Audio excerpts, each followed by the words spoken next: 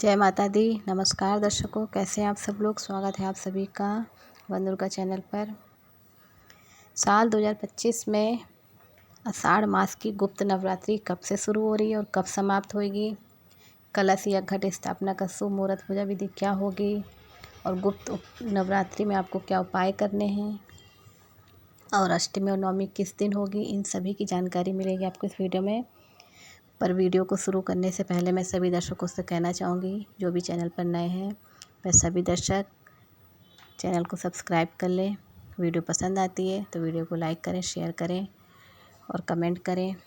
सबसे पहले गुप्त नवरात्रि की सभी दर्शकों को बहुत बहुत शुभकामनाएँ। आइए जानते हैं गुप्त नवरात्रि का महत्व। गुप्त नवरात्रि जैसे कि नाम से ही पता चल रहा है कि गुप्त नवरात्रि में सभी कार्य गुप्त तरीके से किए जाते हैं। सारी पूजा पाठ भी इस गुप्त नवरात्रि में गुप्त तरीके से की जाती है। गुप्त नवरात्रि वैसे तो तांत्रिकों के लिए होती है, क्योंकि इस गुप्त नवरात्रि में सिद्धियों की प्राप्ति की जाती है। 10 महाविद्याओं की पूजा आराधना की जाती है। तंत्र साधना के लिए बहुत ही महत्वपूर्ण होती है। पंचांग के अनुसार हर साल आषाढ़ माह के शुक्ल पक्ष की प्रतिपदा तिथि से लेकर नवमी तिथि तक गुप्त नवरात्रि का पर्व मनाया जाता है। इन 9 दिनों में जगत जननी आदि शक्ति माँ दुर्गा और 10 महाविद्याओं की देवियों की पूजा की जाती है। साथ ही इनकी विशेष कामों में सफलता एवं सिद्धि पाने के लिए व्रत और उपाय भी किए जाते हैं। गुप्त नवरात्रि जो कि साल में 2 बार मनाई जाती है, विशेष रूप से तंत्र और सिद्धि के लिए महत्वपूर्ण मानी जाती है। इस समय आध्यात्मिक ऊर्जा तीव्र गति से बढ़ती है और साधना करने से कई लाभ भी मिलते हैं। गुप्त नवरात्रि के दौरान व्रत रखने से मन और शरीर शुद्ध होते हैं, मानसिक शांति भी प्राप्ति होती है और साधना में सहायता भी मिलती है।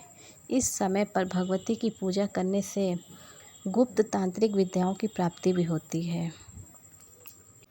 गुप्त नवरात्रि में आप कोई भी साधना, कोई भी मंत्र, पूजा पाठ जो भी आप करना चाहते हैं, अगर आप गुप्त तरीके से करते हैं, क्योंकि इसमें गुप्त तरीके से ही करना होता है। इसमें जो भी आप करेंगे वो गुप्त तरीके से ही आपको करना होगा, किसी को बताना नहीं है और कोई आपको ये करते देखे नहीं, तभी आपकी वो साधना सफल होती है, पूर्ण होती है।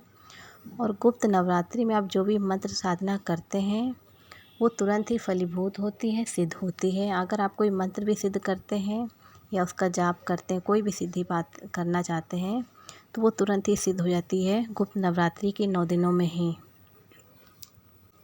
गुप्त नवरात्रि में 10 महाविद्याओं की पूजा जो की जाती है, वो देवियाँ बहुत ही उग्र रूप में होती हैं और वो बहुत ही उग्र स्वभाव की भी होती हैं। इसलिए वो तुरंत ही आपकी पूजा का फल भी देती हैं। आप उनसे जिस कार्य की साधना के लिए भी उनकी पूजा करते हैं, आराधना करते हैं, तो वो आपका कार्य भी तुरंत पूरा करती हैं। पर ये देवियाँ क्योंकि उग्र होती हैं, इसलिए इनकी पूजा करना आसान नहीं होता है। तो ग्रस्त लोगों के लिए तो मैं मना करूँगी कि वो इनकी साधना ना करें। अगर करते हैं तो पहले आप अपना कोई गुरु बना लें, गुरु की दीक्षा में ही रहकर आप उनकी साधना करें, तभी आपको कोई नुकसान नहीं होगा, अन्यथा आपको नुकसान हो सकता है। इसीलिए 10 महाविद्याओं की साधना पूजा तांत्रिकों के लिए ही होती है। अगर गृहस्थ लोग करते हैं तो वो गुरु की दीक्षा में ही रहकर करें, बिना गुरु के इनकी साधना नहीं करनी चाहिए। इसलिए मैं आपको साफ साफ बता रही हूँ, जिसके भी गुरु हों वही गुरु के सानिध्य में रहकर इनकी पूजा करें, ऐसे नहीं करें। 10 महाविद्याओं की देवी की साधना पूजा बहुत ही कठिन होती है, लेकिन शीघ्र ही फल देने वाली भी होती है। आप जिस कामना के साथ, मनोकामना के साथ में जिस कार्य की सिद्धि के लिए भी इनकी पूजा आराधना साधना करते हैं, आपका वो कार्य तुरंत होता है। 10 महाविद्याओं की सिद्धि रावण ने भी की थी। आप सब जानते होंगे कि रावण महापराक्रमी था। इसीलिए प्रभु श्री राम ने भी रावण से युद्ध करने से पहले माँ दुर्गा आदिशक्ति की पूजा आराधना की थी, उनसे विजय का आशीर्वाद लिया था। तब प्रभु श्री राम ने रावण से युद्ध किया था, क्योंकि प्रभु श्री राम भी जानते थे कि रावण के पास 10 महाविद्याओं की सिद्धि है, तो रावण को हरा पाना मुश्किल है। इसीलिए उसने पहले माँ आदिशक्ति की पूजा आराधना की, उसके बाद उनसे माँ दुर्गा से विजय प्राप्ति का आशीर्वाद मांगा, तब रावण से युद्ध किया था। आइए जानते हैं आषाढ़ गुप्त नवरात्रि का शुभ मुहूर्त 2025।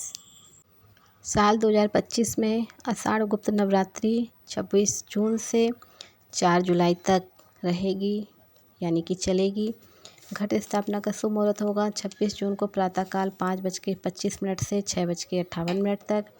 घट स्थापना और अभिजीत मुहूर्त होगा 26 जून को प्रातःकाल 11:56 से दोपहर के 12:52 तक।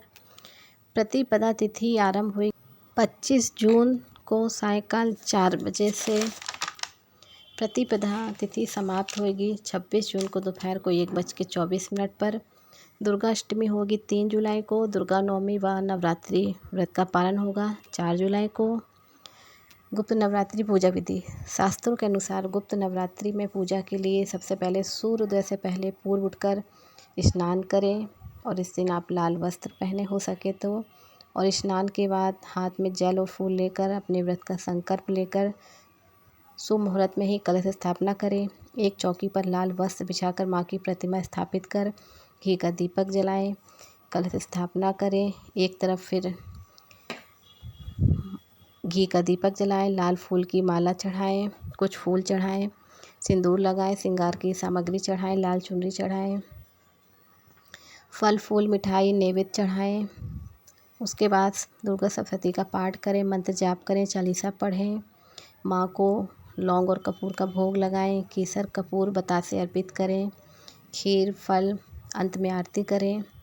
इस दौरान आप 10 महाविद्याओं की तंत्र साधना और महाकाली की पूजा होती है।